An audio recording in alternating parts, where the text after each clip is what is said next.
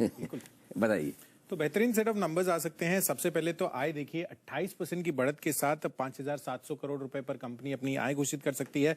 साथ ही कंपनी का जो घाटा था पिछले साल, एबिटा घाटा इनफैक्ट 180 करोड़ रुपए का, वो इस बारी कामकाजी मुनाफे में तब्दील होता हुआ दिखेगा 44 करोड़ के रूप में। साथ ही आप देखिए कंपनी का जो घाटा है वो भी सिग्निफिकेंटली रिड्यूस होगा क्योंकि बेहतर साइड पर एग्जीक्यूशन होता हुआ दिखा है। तो आय भी बढ़ती हुई नजर आई है और कंपनी की मार्जिन में भी आपको पॉजिटिविटी आती हुई दिख रही है, जिसका क्लियर कट इंपैक्ट आपको घाटा कम होने में आएगा। 231 करोड़ का घाटा था पिछले साल, इस बारी 45 करोड़ का ही घाटा कंपनी का रहता हुआ दिखेगा।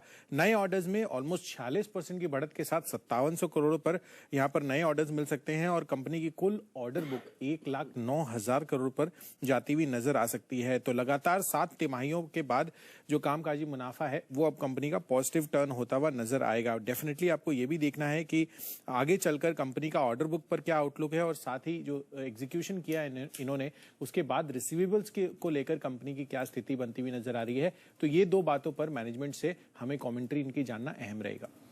एब्सोल्युटली। तो एक टर्न अराउंड क्वार्टर हो सकता है बीएचईएल के लिए, देखते हैं कैसे आते हैं नतीजे। एटलीस्ट कामकाजी तौर पर तो वापस मुनाफे में आ जाएगी 7 तिमाही के बाद। घाटा अभी भी एक्सपेक्टेड है ऑन ओवरऑल बेसिस, बट शायद वहां पर भी थोड़े सुधार के संकेत आ सकते हैं। बीएचईएल एलएनटी के बाद सबसे बड़ी ऑर्डर बुक अगर किसी कंपनी की तो इन्हीं की है, पर एग्जीक्यूशन इश्यूज काफी रहे हैं इनके। आइए एक बार जरा चार्ट्स पर भी राय ले ली जाए, बीएचईएल क्या करना चाहिए यहां से। कुणाल जी जरा राय दें, बीएचईएल के चार्ट पर 60 के करीब आज अच्छा एक्शन में रहा है। इनफैक्ट सुबह बाजार की रिकवरी से पहले बीएचईएल में हमने एक्शन आते हुए देख लिया था।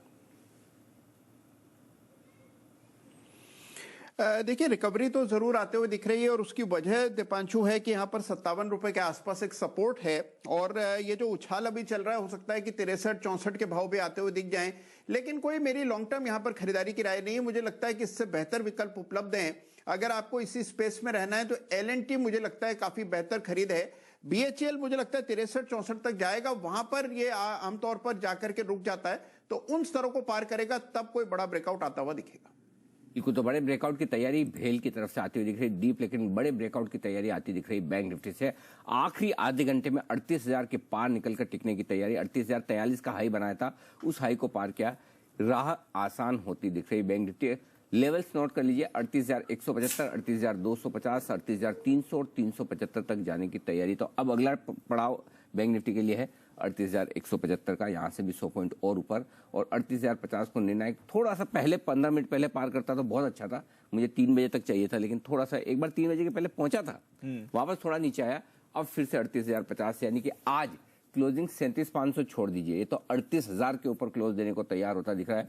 और अगर 38,000 के ऊपर आज बैंक निफ्टी क्लोज होता है तो दीप मेरे ख्याल से ये करेक्शन पूरा करके आगे बढ़ने का पहला संकेत बैंक निफ्टी से आता हुआ दिखेगा। बहुत ही शानदार रिकवरी, शानदार लीडरशिप। 38,375, 38,575, ये 200 पॉइंट की रेंज है। अगला टारगेट जो बैंक निफ्टी का बनता है 38,375, 38,575, उसकी तरफ जाने की तैयारी में, और उसके बाद जो फाइनल टारगेट होंगे वो 38,700 से 38,850 के हैं। जो इस रनअप का हाईएस्ट पॉइंट आपने 38,855 देखा, उस तरफ बैंक निफ्टी जाने की तैयारी करता हुआ दिखा। शानदार रिकवरी।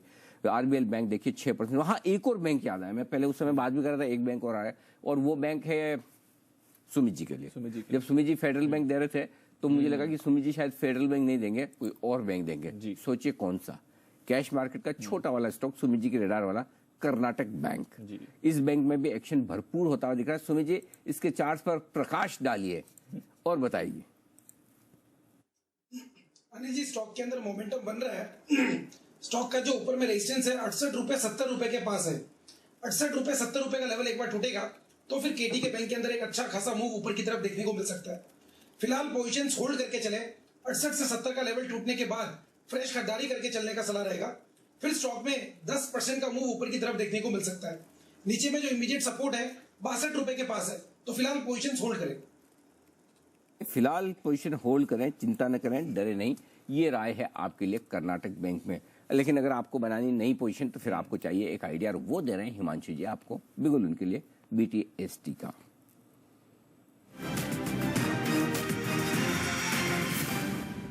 बताएं sir. Anil ji, banks lead कर रहे हैं, फाइनेंशियल्स भी लीड करेंगे, एनबीएफसीज में बाई कॉल दी गई, और एक एनबीएफसी जो कि अपने ऑल टाइम हाइस के पास ही बना हुआ है इस बाजार की वीकनेस में भी, वो है चोला फाइनेंस। और 650 के ऊपर अनिल जी कंफर्टेबली ये रुका हुआ है, जहां पर सबसे बड़ा फरवरी मंथ में ऑलरेडी कॉल राइटर का जो पड़ाव है।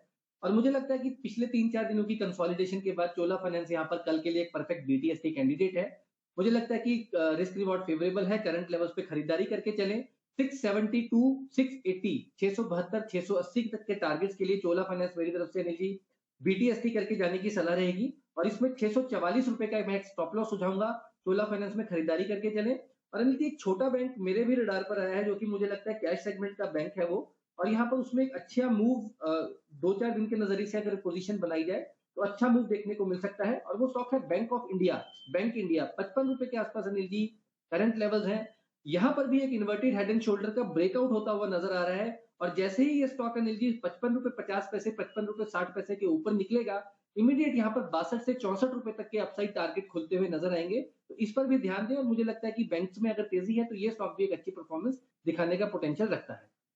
ओके, तो ये है आपके लिए बैंक ऑफ इंडिया 62 से 64 के टारगेट्स के लिए, और साथ ही चोला इन्वेस्टमेंट जहां पर आप खरीदारी कर सकते हैं। एक्शन में आ रहे हैं फाइनेंशियल शेयर्स। आइए देखते हैं श्रीकांत जी के रेडार पर आया कौन सा स्टॉक, बिगुल उनके लिए बीटीएसटी।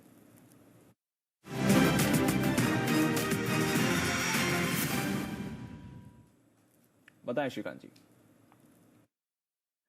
दीपांशु देखिए, मुझे लग रहा है कि फर्टिलाइजर स्टॉक्स में भी हमें एक्शन देखने मिल सकती है, और कल के दिन में स्पेसिफिकली मुझे लगता है कि उन्हीं स्टॉक्स में एक्शन होगी जहां पे कोई ना कोई बजट रिलेटेड न्यूज फ्लो रहता है। हमें लगता है कि दीपक फर्टिलाइजर को लॉन्ग करके चल सकते हैं। इस स्टॉक ने हमने काफी अच्छी तेजी देखी थी, और काफी अच्छे तेजी के बाद उसमें अच्छा करेक्शन भी कल के दिन में आया था, लेकिन आज उसमें एक फॉलो अप कैंडल बना है, और ओवरऑल प्राइस पैटर्न देखते हुए मुझे लगता है कि इसका करेक्शन वापस पूरा हो चुका है, और ये स्टॉक अपने प्रीवियस हाई को क्रॉस कर सकता है। तो 560 या 590 के लेवल से वापस दिखा सकता है। करंट लेवल से 515, 520 के, तो करंट लेवल से इसे लॉन्ग किया जा सकता है। यहाँ पे हम स्टॉप लॉस रखेंगे एक साइकोलॉजिकल लेवल 500 का, और टारगेट रखेंगे यहाँ पे 560 और 590 के। तो ये है आपके लिए दीपक फर्टिलाइजर पर राय आती हुई हिमांशु जी की तरफ से। श्रीकांत।